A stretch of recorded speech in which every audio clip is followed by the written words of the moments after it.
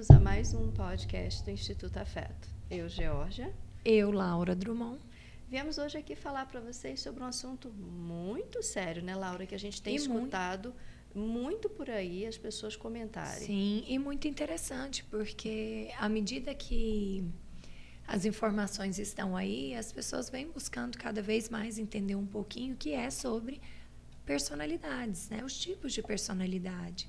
E principalmente os transtornos de personalidade. Como as pessoas chegam para a gente e falam assim, né?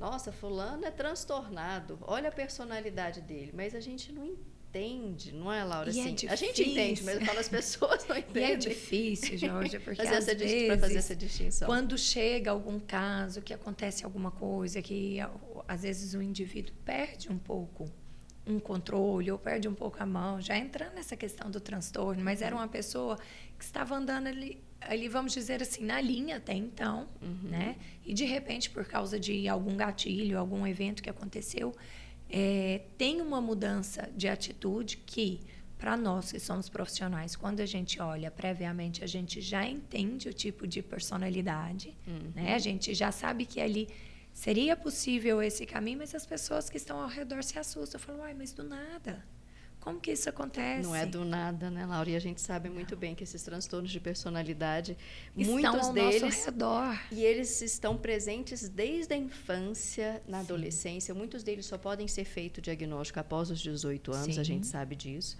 Mas já se apresentam desde a infância. Então, o que é isso? O que se apresentam? Comportamentos. Os comportamentos, né? Porque outra coisa que é muito importante a gente dizer é que nós vamos falar aqui um monte de características de alguns transtornos que nós escolhemos para trabalhar hoje, né? Que é o transtorno narcisista e o borderline. Lembrando, gente, que não é porque nós estamos falando de alguns traços, algumas características, que as pessoas são pessoas com transtornos borderline ou transtornos narcisistas. Às vezes são traços. Sim.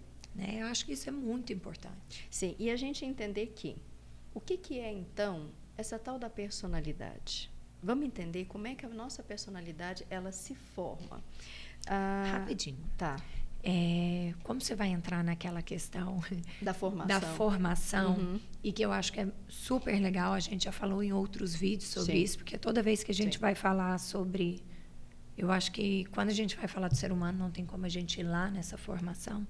Mas o que é a personalidade num linguajar, assim, para as pessoas entenderem? É a nossa forma de encarar a vida, é a nossa forma de viver, né?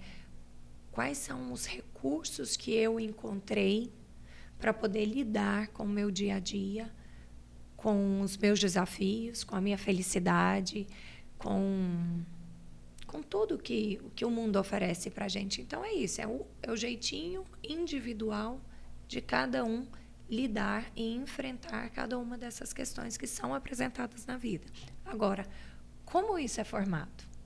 Tá. Aí vamos fazer assim. Vamos dividir de forma didática. Bem como diz, né, a professora. A personalidade, como a Laura bem disse, é a forma que nós temos de reagir, né, diante das situações da nossa vida.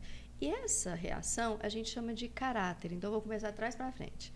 É chamada de caráter. O caráter é a forma que a gente age, é a forma que a gente reage ao ambiente, seja ele interno, seja ele externo.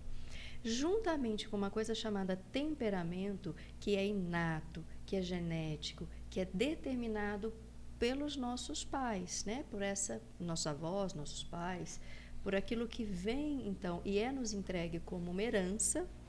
Então, é a base, fica, então, como base da nossa personalidade. Então, personalidade é a junção de temperamento e caráter.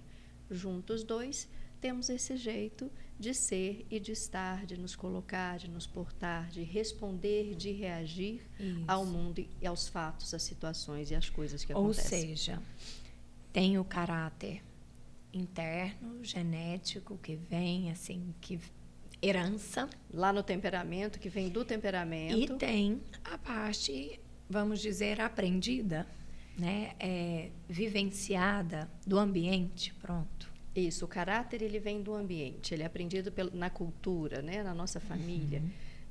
E a partir do momento que a gente entende que o caráter ele é aprendido, a gente também acredita que ele pode ser modificado, porque ele a vida inteira ele pode ser modificado. Isso é uma coisa importante, né, Jorge? A gente entender que na psicologia, na psicanálise, não existem regras que acontece isso. Obviamente, o próximo passo seguinte será este. Você está falando de determinismo psíquico? Determinismo psíquico, determinismo em todos os âmbitos, né? As coisas são construídas, existe uma plasticidade, né? Muito grande. A gente, então, tem que lembrar, a personalidade é formada de temperamento e do nosso caráter, que é aprendido e que é mutável durante toda a vida. Sim. A partir dessa premissa, Laura, a gente acredita que nossa, então a gente pode fazer terapia, a terapia pode nos ajudar a mudar a forma com que a gente age? É justamente isso que a gente acredita. Além de que existe uma outra abordagem da epigenética que a gente também conhece e sabe que determinados tipos de situações, por exemplo, eu vou falar da parte negativa e depois eu falo de uma parte positiva. Determinadas situações abusivas, as quais crianças e adolescentes passam durante a vida, 3 ou mais abusos sofridos. A gente não fala só abuso, né, sexual, a gente fala de emocional, psicológico, físico, de toda sorte, no sentido faltar alimento, negligência, né, de atenção, de cuidado, de carinho. Qualquer tipo de violência. Isso. Né? Um abuso nesse sentido. Que uma criança e um adolescente pode vir a passar. Sabemos, isso é pesquisa, isso é científico, sabemos que isso causa modificação genética no próprio indivíduo. Então, essas marcas, elas modificam o temperamento e, por consequência, também a personalidade do indivíduo. Então, não é simplesmente o caráter que nós mudamos. A gente já sabe que hoje em dia também, positivamente, a partir desse olhar epigenético, a gente é capaz de, quando toma-se consciência daquilo que nos ocorreu e damos novos sentidos e significados para isso que nos ocorreu... Que é o processo de análise, de terapia. E de psicoterapia, né? Há uma modificação, então, na personalidade, porque é uma modificação na forma do indivíduo compreender a vida e reagir diante dela. Jorge, é importante a gente até dizer o seguinte, que isso não é um processo rápido, isso é um processo lento. É um processo. Quando a gente fala processo, né? É um processo. É um processo. É um processo gradual. É gradual. Assim como a construção da personalidade ela também. É gradual, essa modificação ela também é gradual. Então, às vezes a gente escuta aí pessoas dizendo, estou em terapia tem 7 anos. Acontece? Sim, acontece. Sim. Muitas vezes necessário mesmo. Né? E engraçado você falou isso, e eu falando também essa questão dessa transformação desse processo. Aconteceu, né, um caso, tive um encerramento de um caso com uma criança ontem no consultório, que foi assim lindíssimo todo o processo, porque aconteceu durante a pandemia. Essa criança foi, vamos dizer, abandonada pelo pai com 2 anos de idade no dia do aniversário, e a partir dali ela começou a construir sintomas, né? Uma criança irritadiça, uma criança deprimida. Ela deprimiu. Então, ela veio para mim entre esses 2, 3 anos de idade. Agora ela está fazendo 5. Então, bem nesses 2 anos de pandemia, esse tratamento. E ela veio assim, com todas aquelas dúvidas que a gente sabe que fazem parte do processo da construção da personalidade. Então, chegou com um processo de identidade do tipo, eu agora sou um menino. Ela se identificou com esse pai que foi embora. E agora ela era um menino, ela não era mais uma menina.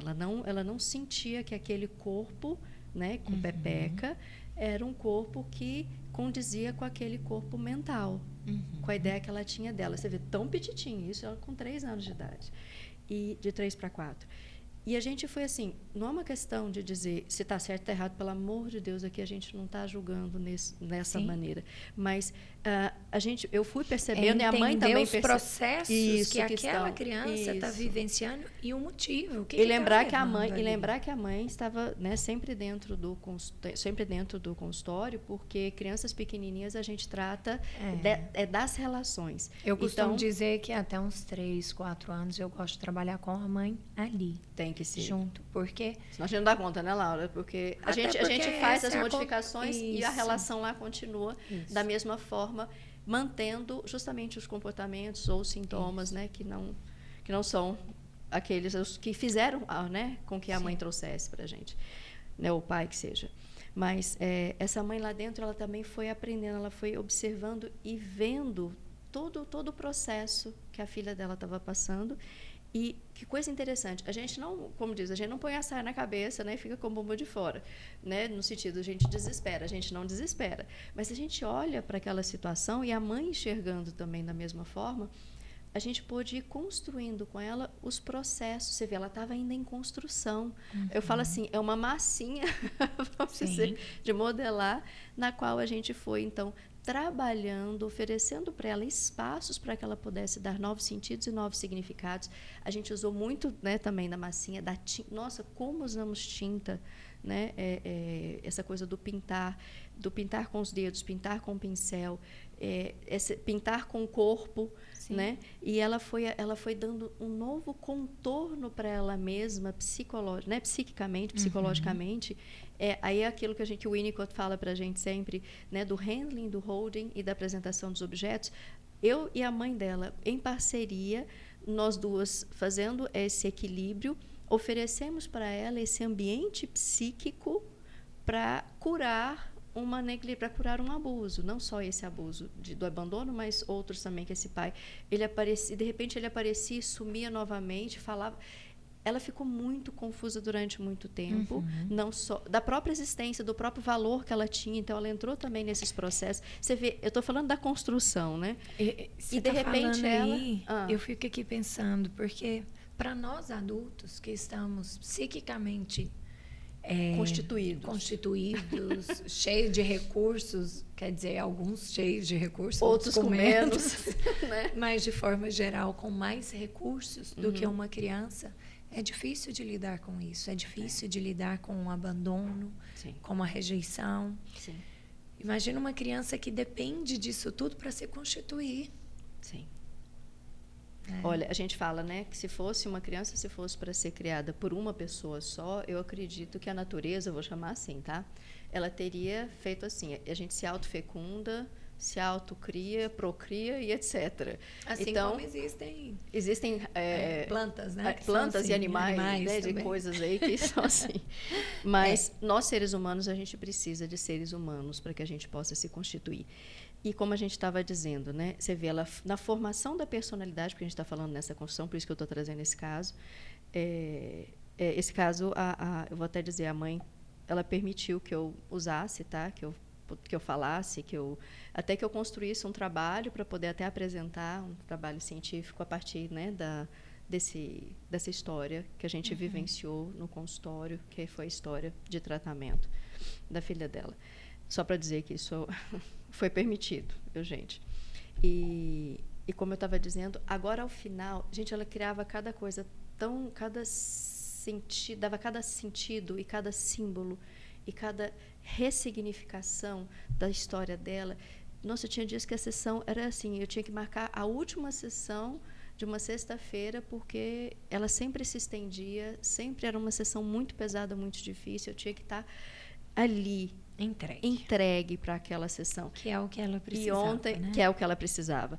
E ontem, vou dizer, eu recebo, né, lá no Instituto Afeto, ela voou no meu pescoço e me abraçava assim, me apertava e me dava beijos. Eu falava assim, que isso, você está muito feliz. E eu estou muito feliz de te ver também. Ela assim, mas eu estou muito mais feliz, tia Georgia. Ela fala assim para mim, porque o meu coração não sente mais dor. Eu não sinto mais dor quando eu penso nele.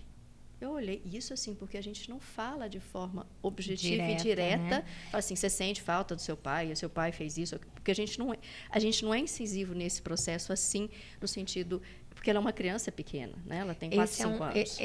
Eu acho que essa é uma dúvida que muitas pessoas têm de como é feito esse processo que a gente não induz, né? Dentro de um consultório com uma criança.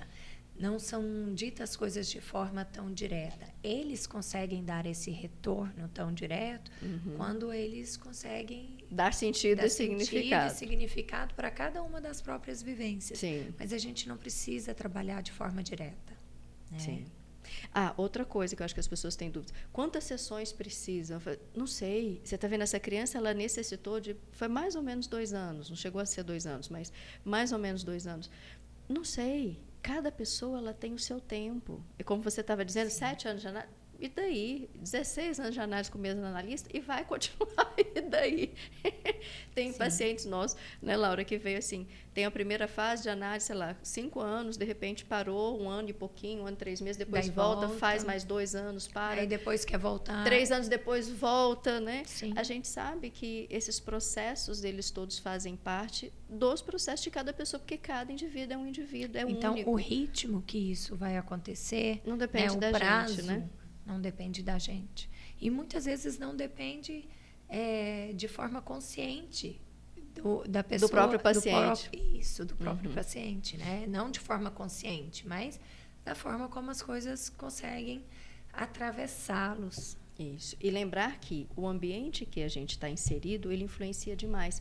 De repente, demora mais porque o ambiente continua adoecido.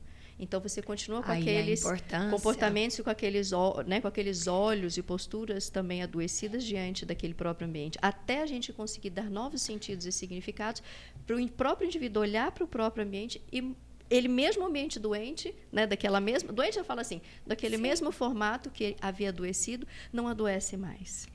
E aí a importância de quando a gente fala de crianças, de trabalhar muito perto aos pais... E toda a rede de apoio, né? Se é uma criança que convive muito com os avós, traz esses avós para próximo também. Sim, claro. Quando a gente fala de adulto, aí a gente já fala mais dessa posição de a gente não vai mudar o todo. Né? É o nosso olhar, é a nossa postura que a gente está falando, né? Isso. Epigeneticamente, a gente consegue modificar a forma de ser, sentir, olhar, né? Com certeza. As situações. Vamos entrar um pouquinho nos transtornos que a gente se propôs a trazer e conversar um pouquinho hoje, que é o transtorno borderline e o transtorno de personalidade narcisista. Porque a gente tem muita dúvida, né? A gente escuta tantas pessoas falam assim, nossa, essa pessoa é bipolar. Eu vou até entrar mais numa coisa, porque não tem como você disse, não tem como a gente não falar. Essa pessoa, eu acho que eu sou bipolar. A gente vai contar logo a verdade. A gente ia falar sobre os 3, tá? Mas, assim, é só para passar, é en passant. Só que o que acontece? A bipolaridade, ela entra não como um transtorno de personalidade, é um transtorno de humor. Ele é comórbido aos transtornos de personalidade, né, Laura? Isso. Então, é muito comum a gente ver numa pessoa borderline a bipolaridade. Como uma comorbidade. Como uma comorbidade, isso. Né? Que são transtornos de natureza, vamos dizer, né? Diferentes. Uma personalidade, um humor. Jorge, então, como a gente estava dizendo, para que a gente entre nesses transtornos, vamos conversar um pouquinho sobre o que leva essas características a ser um transtorno de personalidade. Não só traços de personalidades ou condutas da personalidade, né? Porque é um transtorno de personalidade. A gente tem que lembrar que transtornos da personalidade, eles envolvem muito mais do que traços, tá? Traços são assim, as pessoas capaz podem que a gente tem de quase todos os... todo mundo tem de tudo, né? Vamos dizer assim. Agora, onde você usa isso? Que outra história. Quando? Onde? Como? É por aí. Então, os transtornos de personalidade, eles se caracterizam por um padrão de comportamento mal adaptativo, profundamente enraizado e inflexível, com reações emocionais e formas de relacionamento interpessoais característicos daquele grupo. Então, os transtornos de personalidade, eles se dividem em 3 grupos, clusters, que eles chamam assim, né? Em 3 grupos. Então, O grupo A, só para a gente poder entender, e nós não vamos entrar em todos eles, né? Como a gente mesmo disse, grupo A a gente tem o transtorno paranoide, o esquizoide e o esquizotípico. Lembrando que o esquizoide é aquele que antigamente a gente chamava de esquizofrenia. Tá? Só para dar assim, essa pincelada, em um outro momento, se vocês quiserem, a gente entra, né, e faz também um programa específico, por exemplo, grupo A, um outro grupo B, um outro grupo C. Porque falar sobre o paranoide é super interessante também, porque é uma palavra que está na Laura, boca das pessoas. O que aparece no consultório, Laura. Sim. Aparece.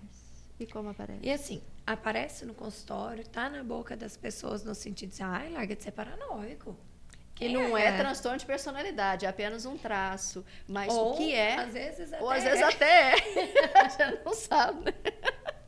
É por aí. Grupo B, gente, antissocial. O antissocial, que é o sociopata, o psicopata, né? O borderline, o narcisista e o histriônico. Ou falar do histriônico também é muito bom. Aparecem uns pacientes histriônicos assim pra gente e fala assim, gente, que barato, porque são pessoas assim super diferentes, que nem o esquizotípico, são diferentes. Jorge, é muito legal. Só um parênteses, porque eu gosto muito de falar sobre isso, que é assim, gente. É porque a gente gosta da loucura, assim, né? Não tem como. Mas é o seguinte, não é que chega no consultório, a gente olha e fala assim, você é... Não, definitivamente não, tá? A gente precisa dessa linha de pensamento para que a gente consiga fazer o nosso trabalho, fazer a nossa atuação, as nossas intervenções de forma positiva. Quem vai classificar e, se for necessário, dar nomes, já é uma parte que o psiquiatra que faz. Porque ele entra com medicamento, ele dá nomes, né? Isso. Nosso trabalho, a gente tem isso para nossa referência de atuação. É só para nortearmos, né? A nossa referência de atuação. E a gente está falando isso para que as pessoas também possam, né, Laura? O programa é justamente isso. Nortear, porque a gente tem escutado tanto assim, essa pessoa é narcisista, mãe tóxica, a gente não vai nem entrar no programa hoje sobre isso, né? Mãe narcisista. Eu vivo escutando isso no consultório, porque a gente atende casal, né? Eu tô aqui pensando se é que a gente foi consegue longe, fazer. Né? Eu vi que você foi longe. Eu vou longe de vez em quando. Sabe assim, a gente pega, né, atende uns casais assim, e fala, a mãe dele é narcisista, que a mãe dele é tóxica, não sei o que fez isso, mas você também é uma mãe tóxica, porque eu também casei com você, porque parece com a minha própria mãe. O olhar para si mesmo tá longe, né? Aí a gente fica assim, oi? Então, assim, nós precisamos entender, e eu acredito que, de uma forma geral, as pessoas podiam compreender um pouco melhor por isso, né, como objetivo fazer esse programa que a gente está fazendo hoje, porque para que as pessoas não fiquem só no raso, no senso comum, se bem que a gente não vai aprofundar demais, né? Mas é só para dar esse discernimento, essa diferenciação. A gente pode fazer um curso de umas 400 horas. No mínimo, básico. Né? E no grupo C, só para a gente terminar, a gente tem o transtorno de personalidade esquivo, dependente e obsessivo-compulsivo, que é diferente do transtorno obsessivo-compulsivo e o transtorno de personalidade obsessivo-compulsivo. Ainda tem isso para diferenciar, mas a gente não vai entrar, né, objetivamente nesses, é só didaticamente para a gente entender o quanto a gente tem de transtornos de personalidade, que é essa forma diferente, que a gente olha e fala assim, gente, parece que esses comportamentos dessa pessoa são mal adaptados. Parece que essa pessoa ela tem um jeito assim diferente do normal, daquilo que a gente considera, tá, gente, entre aspas. Perturbações das personalidades, né? Então, assim, geralmente são uma forma diferente, né? São pessoas que apresentam problemas nas diversas formas de se relacionar, né? Nas formas de se relacionar, tanto não só afetivamente, mas na forma de se relacionar com amigos, com parentes, no trabalho. Lembra, sempre inflexíveis, muito enraizados, rígidos. Então, assim, vamos tomar cuidado. Uma das coisas que a gente tem que observar, até em nós mesmos, é essa rigidez. A gente achar que a gente está certo demais ou que a gente está errado demais. Sabe? São os extremos, porque o borderline também tem isso, né? Os extremos que a gente vai falar. São esses padrões de comportamento mal adaptativo que a gente olha e parece que incomoda, porque parece que não está dentro do padrão. Então, aí a gente já começa assim, tá? Existem vários critérios, obviamente, para que a gente possa, então, entrar dentro de cada um. Vamos pensar num transtorno de personalidade narcisista. Vamos começar por ele? Vamos conversar um pouquinho, então, sobre transtorno de personalidade narcisista.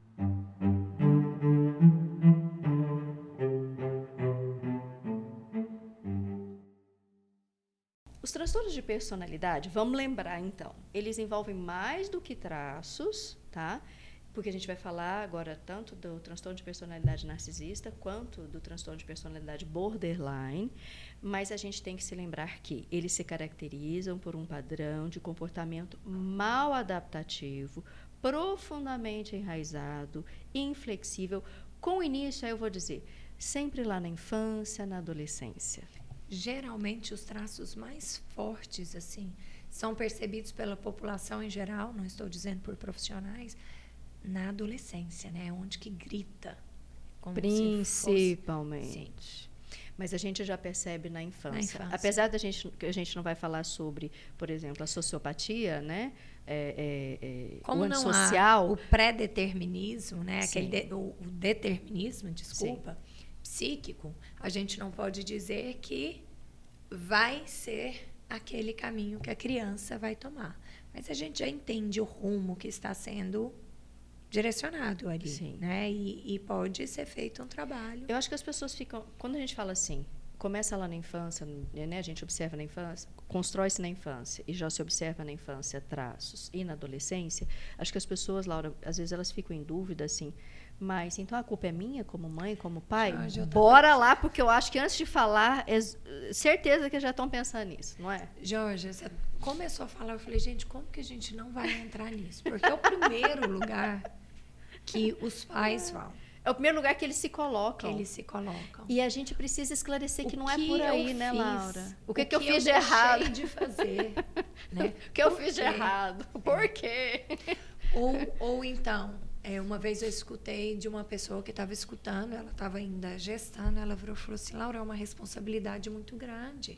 Essa então, você está dizendo essa é a palavra. Que tudo que eu vou oferecer para o meu filho que está aqui, o que ele vai ser ou deixar de ser, eu estou aqui pensando, porque eu não queria usar a responsabilidade, porque não foi essa palavra que ela usou, essa aqui eu uso, porque ela eu já fala tenho culpa, a consciência, né? a culpa, nós usamos. Né? Então, é a culpa do que eu ofereci. Aí, como é que a gente responde, né, Laura? Na verdade, são escolhas também. A gente oferece o que a gente tem. Sim. E entendendo que é o melhor. Sim. Agora, eu também costumo dizer o seguinte, uma coisa é o que a gente oferece, né, Jorge? Outra coisa é o que a criança, o bebê, a criança capta do que a gente oferece. Que atravessa a forma como isso atravessa. Lembra que a gente falou lá no início do programa, né, desse programa, que é o que é a personalidade? Tem a parte do temperamento e tem a parte do caráter. Então, tem a parte que ela é inata, geneticamente determinada, que pode ser modificada, mas a gente está falando de criança, a gente está falando de bebê. E que é a parte do caráter, que é formada a partir daquilo que eu ensino, que a sociedade, a família, a cultura, né, oferece para essa criança. Então, a gente tem que entender que existem muitas coisas acontecendo ao redor dessa criança, muitas coisas acontecendo dentro dessa criança, porque o ambiente ele não é só externo, ele também é interno. Esse temperamento é um ambiente interno também para o próprio indivíduo. E a construção do ego, a gente vai ter que entrar nisso, não tem jeito. E a construção do ego, ela depende, então, dessa tomada de consciência de quem eu sou. E isso a criança ela vai tomando consciência de quem ela é, conforme ela vai percebendo que o peito não é ela, que o peito pertence à mãe, que a mãe é uma outra pessoa diferente dele. Então, fase oral canibalística, depois a criança entra na fase anal, onde ela percebe o próprio corpo como, né, algo que funciona, que depende dela, que não depende... Você entende? Conforme a criança ela vai tomando consciência dela, do mundo, das coisas... Então, quer dizer, não é só o que eu ofereço, mas é também, como a Laura estava dizendo, né? Como você está dizendo. Assim como o outro também concebe isso para si mesmo, os sentidos que a própria criança, eu como a criança, né, vamos dizer, que a própria criança, o próprio adolescente também, vamos dizer, mais à frente, também dá para toda essa história.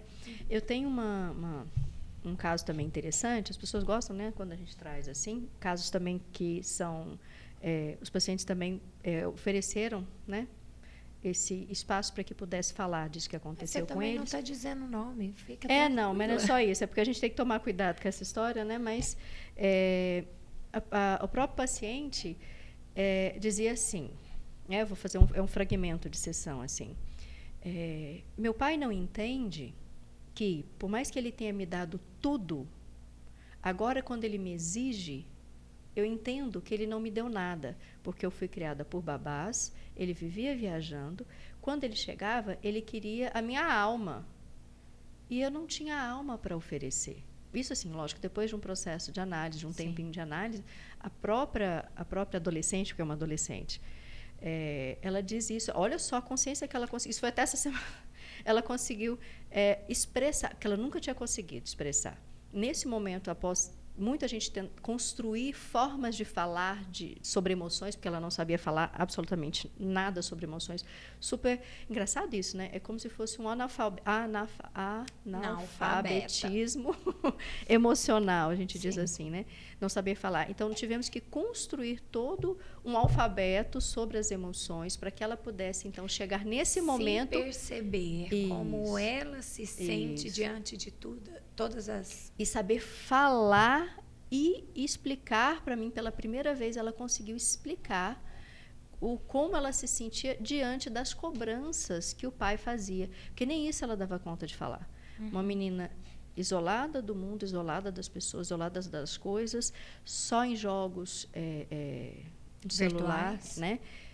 Não pode nem virtuais, sabe assim, joguinhos aqueles individuais, uma pessoa assim isolada do mundo e das coisas, dificuldade com as relações, mas muita até de reconhecimento dela mesma, de identidade. É tão engraçado como eles chegam, como essa outra petitinha que eu tinha falado, né, de 2, 3, 4, 5 anos aí nesses, olha que maravilha, tratamento. E ela agora com 11, 12, ela agora fez 13, então assim, 11, 12, 13 anos, a gente também nesse processo agora também. Olha que maravilha, essa criança que chega para você aos 3 anos e encerra parte do tratamento, eu vou dizer parte, porque a gente sabe que é um processo que ele pode tem muita coisa que a gente não retornos ainda, né? E não deixa que isso se acumule com outras etapas e com outras questões para serem tratadas lá na frente, né? Às vezes as pessoas perguntam, Laura, acho que meu filho precisa de acompanhamento, mas ele tem só 2 anos. E fulano fala para eu ficar, às vezes, meu marido ou a avó fala que de forma alguma, que é só uma criança. Vai passar uma fase, é o que a gente escuta. Sim, talvez até passe aquela fase, mas não o que aquilo representa ali dentro. Só vai mudar de lugar, porque às vezes a idade não condiz com alguns comportamentos, né? Sim. E aí... Enfim, aí essa paciente, ela expressando, ela pela primeira vez, então, ela conseguiu dizer, eu não tenho para dar, porque eu não recebi. Eu falei, gente, mas essas babás, então, que ficavam com você, porque ela falou que a mamãe viajava, né, o pai e a mãe viajavam muito a trabalho, e não ficavam com ela e com a irmã. E que eu falei assim, mas elas devem ter tido um afeto, porque eu sinto em você esse afeto, né? Eu falava isso para ela. Porque eu vi que ela se apegou, assim, num sentido...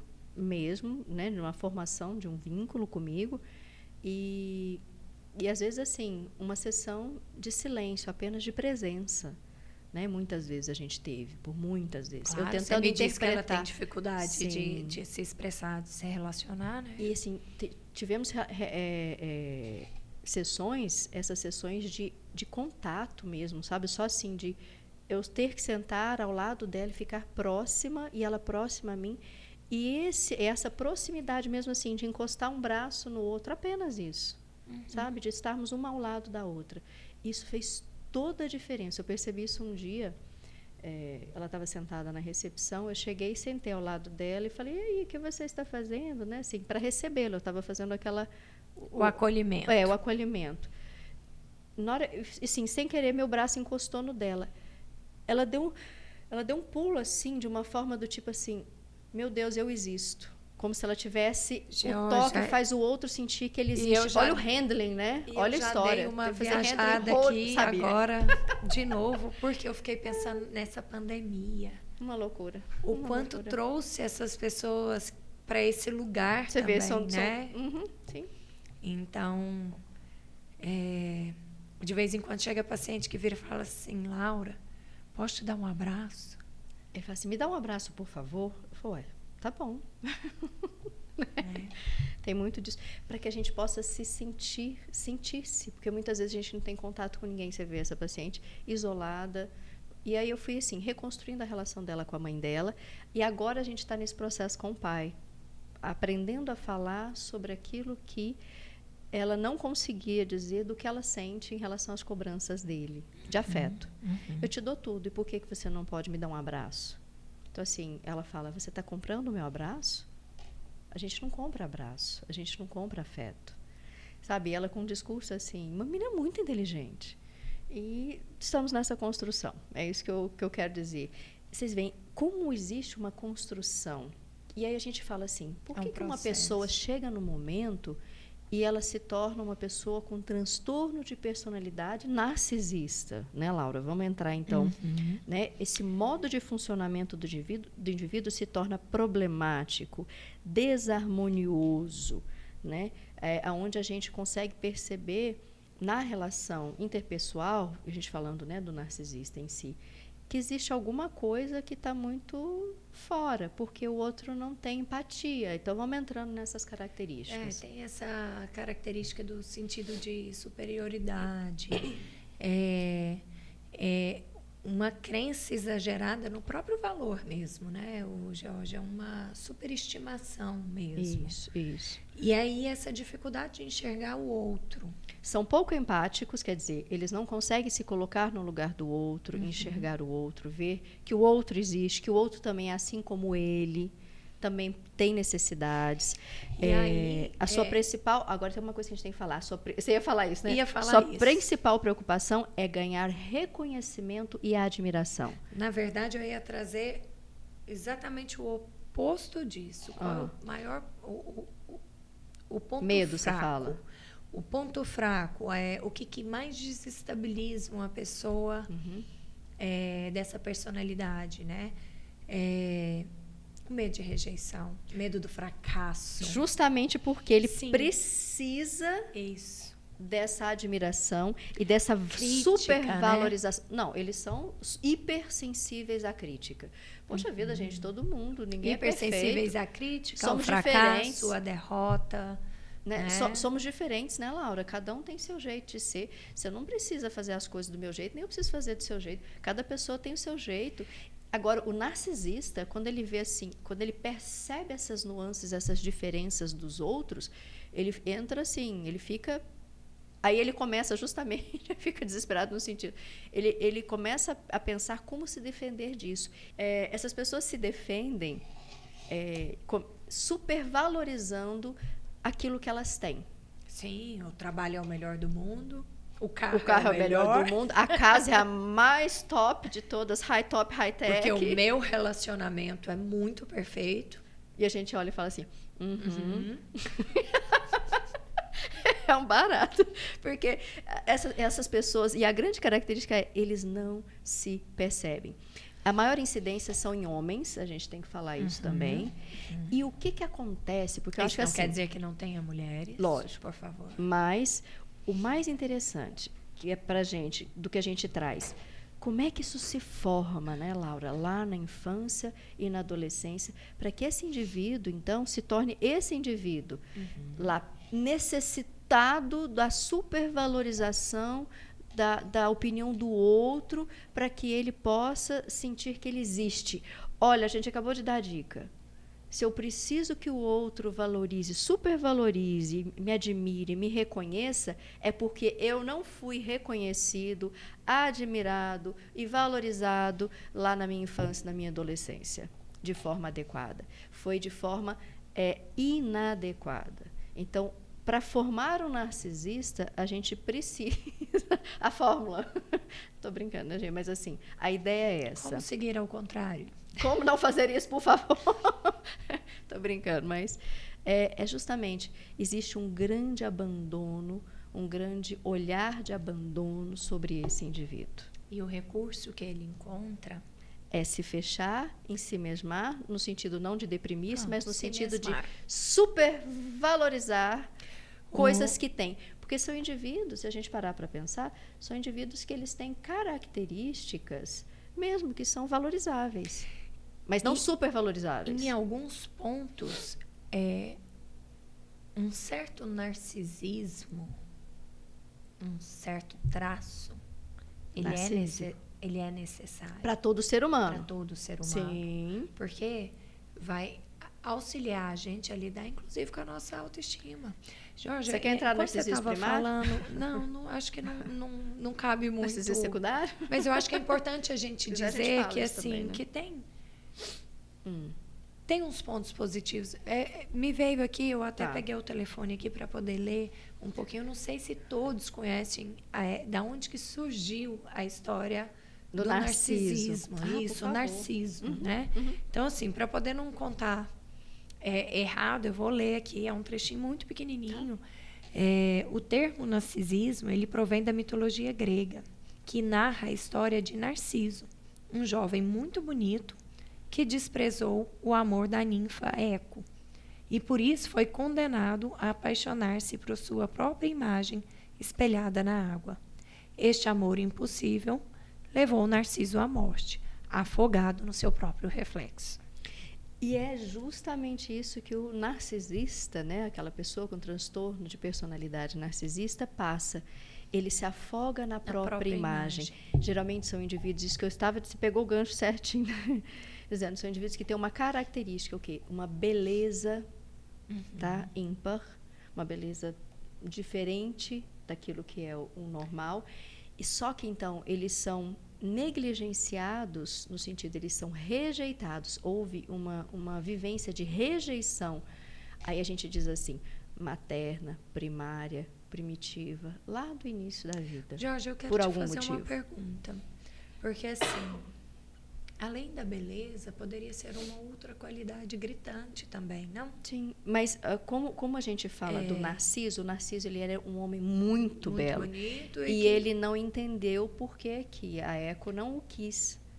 Entende? Por que ela não o quis? Se diziam para mim que eu sou tão, se diziam para mim que eu era tão perfeito. Você entende? Essa construção de uma autoimagem que não condiz totalmente com a realidade. Eu acho que agora você trouxe a palavra gancho, que eu queria trazer.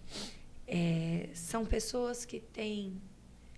você trouxe o perfeito, né? Então, assim, às vezes tem alguma outra característica que o torna muito bom. Sim, são pessoas que têm, para além da beleza. Sim, todo mundo tem qualidades. Sim, é muito bom para além da beleza e que traz exatamente todo esse contexto. Mas eu queria trazer assim, para além dessa questão da como que eu posso ser, mas no sentido, como que eu posso ser rejeitado sendo que se eu tenho essa característica, né? Se eu tenho essa perfeição. Essa perfeição não.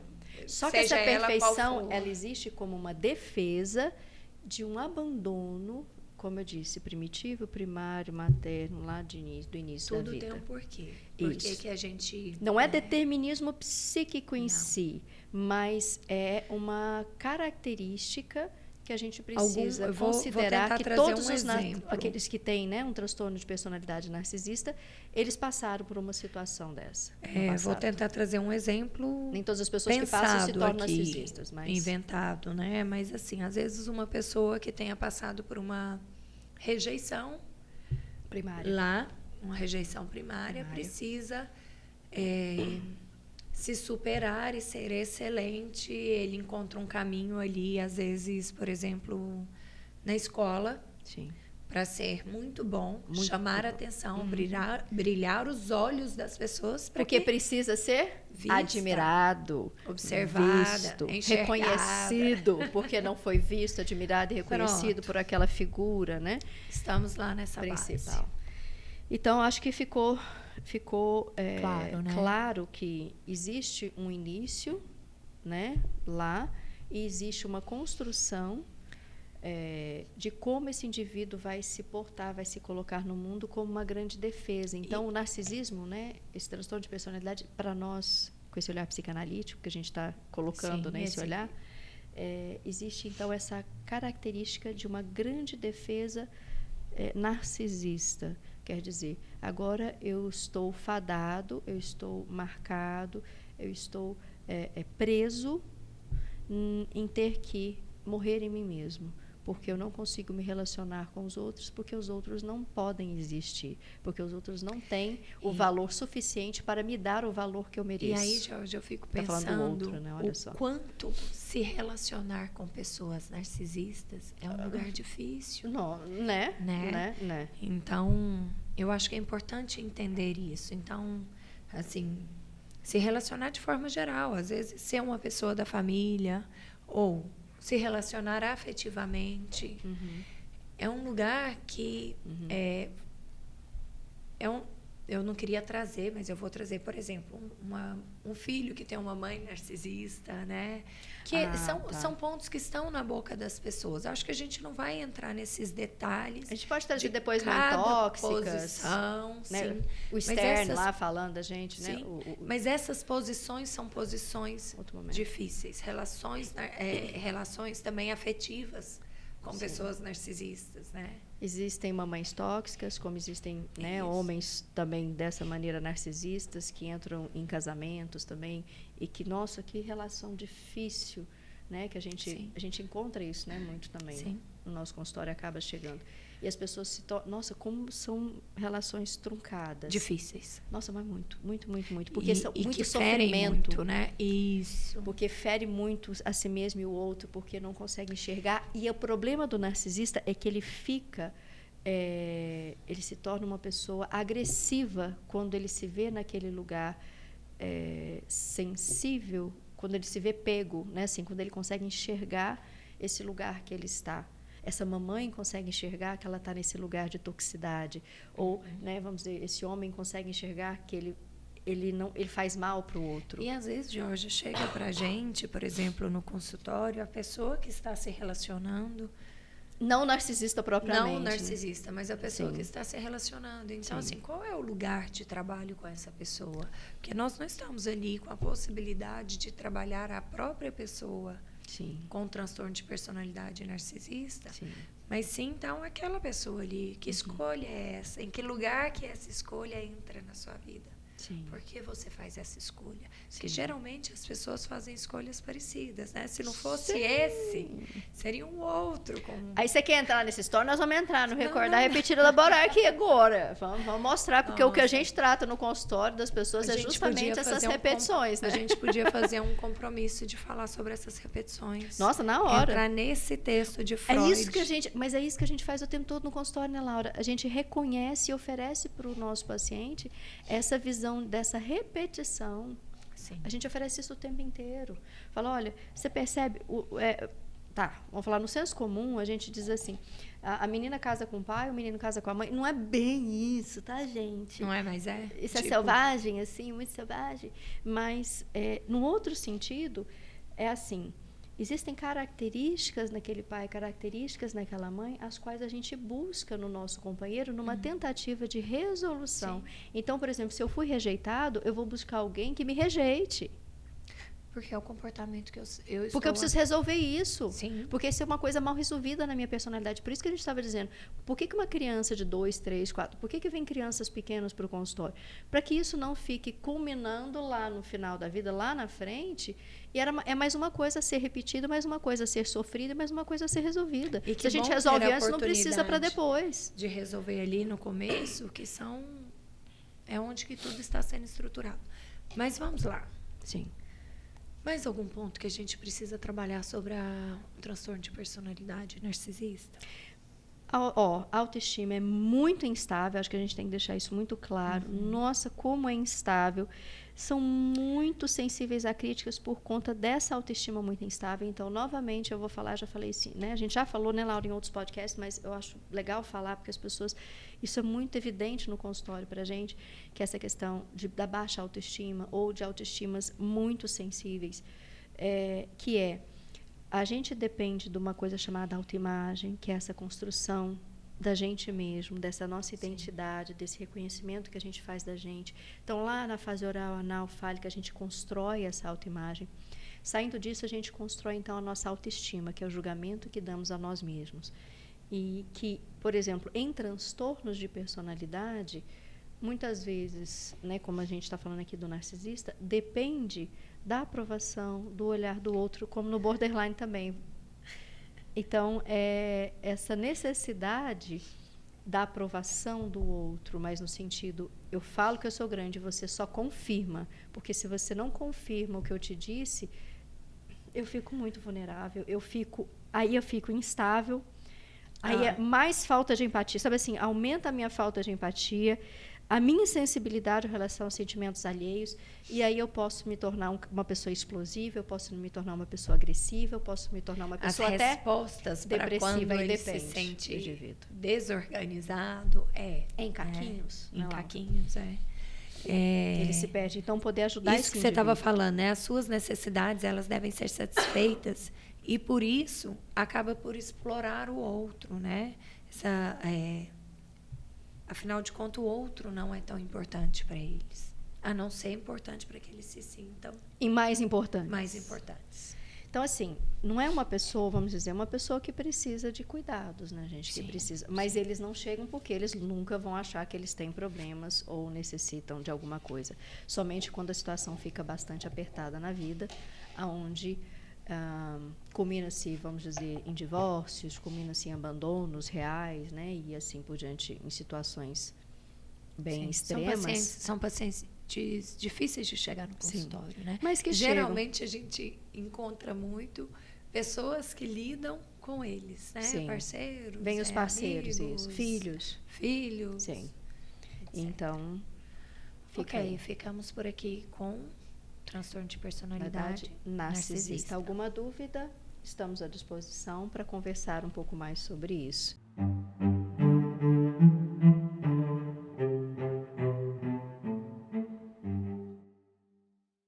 Laura, agora a gente vai falar sobre o tal do transtorno de personalidade borderline. Meu Deus, eu já escutei cada coisa. Você não escutou cada coisa sobre isso, não? Não, eu escutei uma coisa assim que eu acho que é bom até para esclarecer. Não vou nem contar, porque ficou feio. Agora está na moda. A gente não fala que a gente... Olha só, isso está errado, tá, gente? Eu vou dizendo, está errado. O que é isso? Está errado. Oi? É porque nós vamos diferenciar. É porque eu escutei isso essa semana. Falou assim, o colega falou que hoje não é... A gente não fala que a gente é bipolar, a gente fala que a gente tem... que a gente é borderline. Eu falei, pelo amor de Deus, vamos esclarecer esse negócio. Georgia. Uma coisa, outra coisa. Georgia, vamos lá. Bora lá. A gente tem que tomar muito cuidado com essas nomenclaturas que caem na boca da sociedade, da população, né? Porque assim, eu sou depressivo, eu sou estressado. Eu sou bipolar. O que mais me angustia é assim, esses dias uma família conversando comigo virou e falou assim, não, porque meu filho fica muito ansioso. Não vou nem te contar quantos meses tinha um bebê. Meses? Meses. Aí eu falei, não, ele não tem nada de ansioso. Isso daí, aí eu fui explicar que é um comportamento. Então, assim, as pessoas estão pegando os termos, os termos que a gente usa de forma que foram criados para serem usados de forma profissional e trazendo para o dia a dia de uma forma que não é legal. Então, assim, você é muito bipolar. Quem é que nunca escutou isso? Aí agora, então, eu nunca tinha escutado essa, não. Então, Agora tá mudando? Agora não é assim, nossa, larga de ser bipolar, larga de ser border.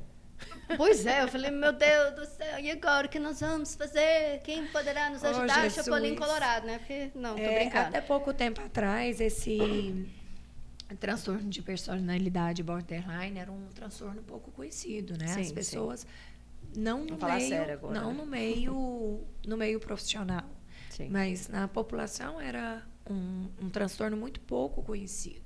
E eu acho que convém, inclusive, a gente começar ali da própria etiologia do nome, né? Da onde que vem? Por que que vem? Por que chama borderline, carinhosamente chamado de border? Sim. Né? Porque quando esse transtorno ele foi descoberto, dado um nome para ele, né? Era para classificar aquelas pessoas que estavam no limite entre uma psicose e uma neurose. Isso foi o início de tudo. Né? Hoje a gente já entende que o borderline ele vai para além disso, para muito além do que isso. Ele tem uma série de características próprias, né? Uma série de formas de lidar com o mundo, que são características deles.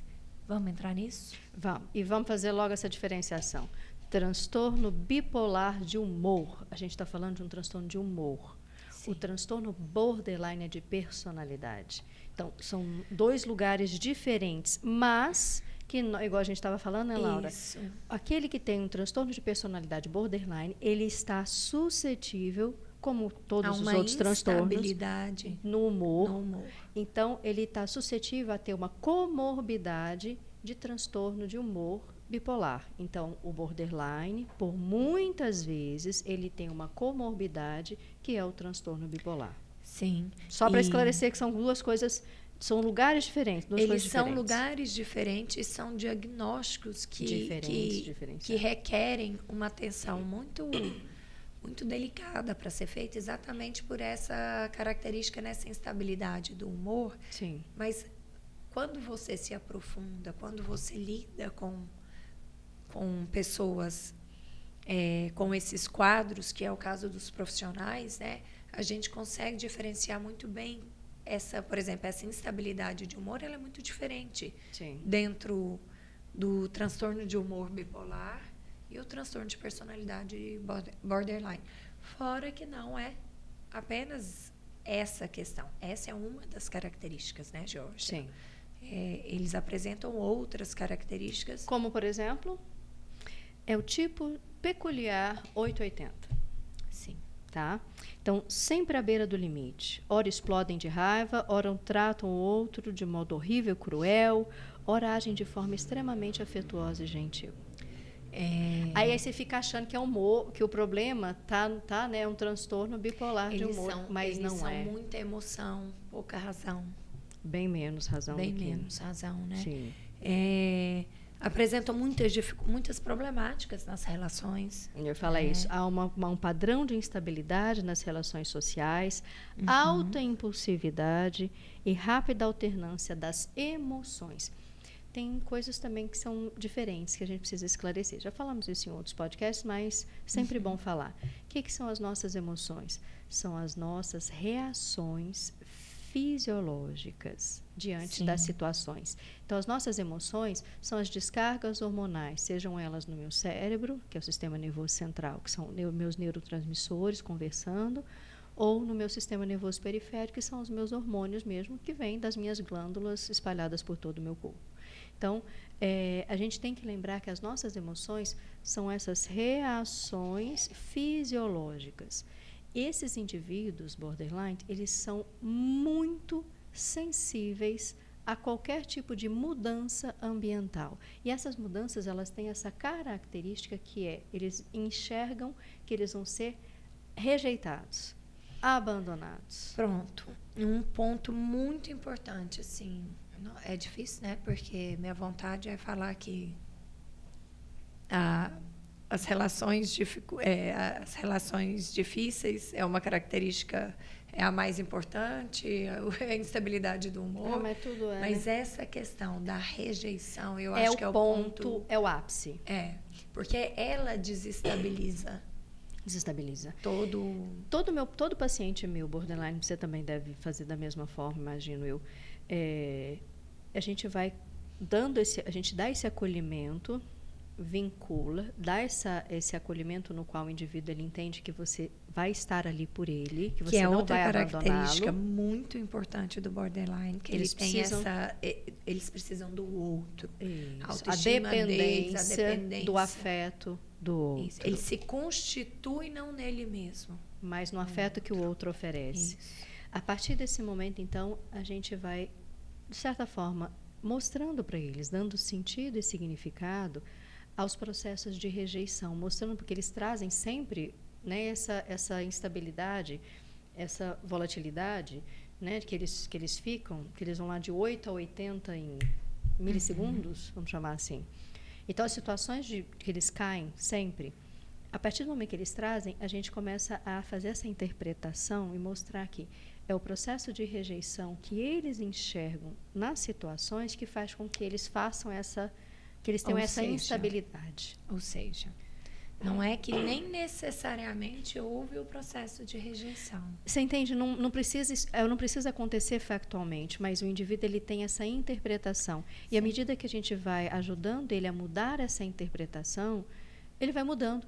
Isso eu afirmo que eu tenho pacientes que chegaram com esse diagnóstico, vieram do psiquiatra, tomando as medicações, né, necessárias lá, para poder dar uma segurada nesses processos, nessa instabilidade, mas que hoje ela está muito bem, eu vou dizer assim, ela consegue estar morando sozinha, nunca mais passa pela cabeça assim, eu quero morrer, mas não é isso, ela fala para ela mesma, não é isso. Porque essa é uma outra característica, né, hoje. É o que estou enxergando, sabe? Ela já consegue oferecer para ela mesma essa leitura que nós aprendemos ali no consultório, oferecer para ela mesma. Está super equilibrado. Eu falei, olha, você vê que quando você chega lá na sua família, como é que o seu corpo reage? Como é que a sua mente começa a pensar? Porque a gente também vai para o sentido de significados, que é a parte psicológica, né, psíquica.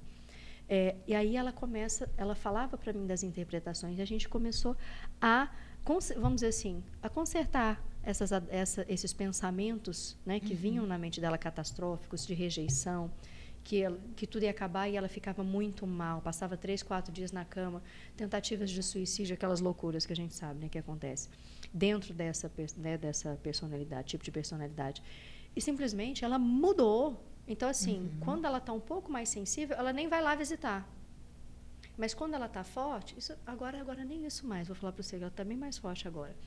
Mas em outros momentos, quando ela ainda estava, né, constituindo essa nova personalidade, esse novo espaço, esse novo lugar, ela não ia quando ela percebia que não estava tão bem. Ela começou a se perceber. Sim. Né? E esse é o lugar da análise. Esse processo... Desculpa. Esse é o lugar da análise nesse processo do indivíduo. Sim. Eu estou lembrando aqui de uma curiosidade. O borderline, ele tem essa característica do viver para o outro, pelo outro, né? Para se construir em si mesmo. De avatar, né? O outro como o meu avatar. Então, assim, às vezes a gente vê naquele relacionamento, por exemplo, às vezes uma pessoa que começa a se relacionar com um cara que é surfista. Aí ela começa a querer ser surfista, agora ama um surf, né? Isso daí são questões, assim, só para poder exemplificar. Porque eles têm um problema de autoimagem. Autoimagem. Aí que está a grande questão.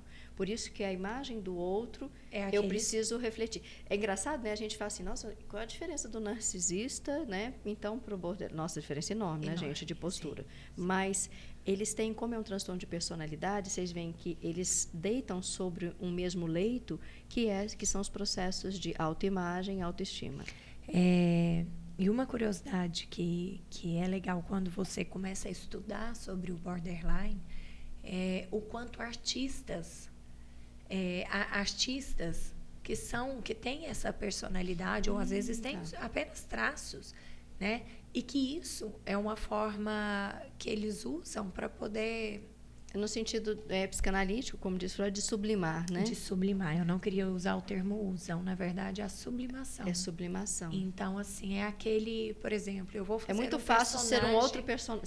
Sim, serei um personagem, estou gravando um filme e vou ser um personagem, e a pessoa passa a ser aquele personagem. Inclusive, no final, chega a ser difícil sair daquele personagem. É aquele artista que a gente fala assim, que é visceral. Ele incorpora. Ele incorpora. Né?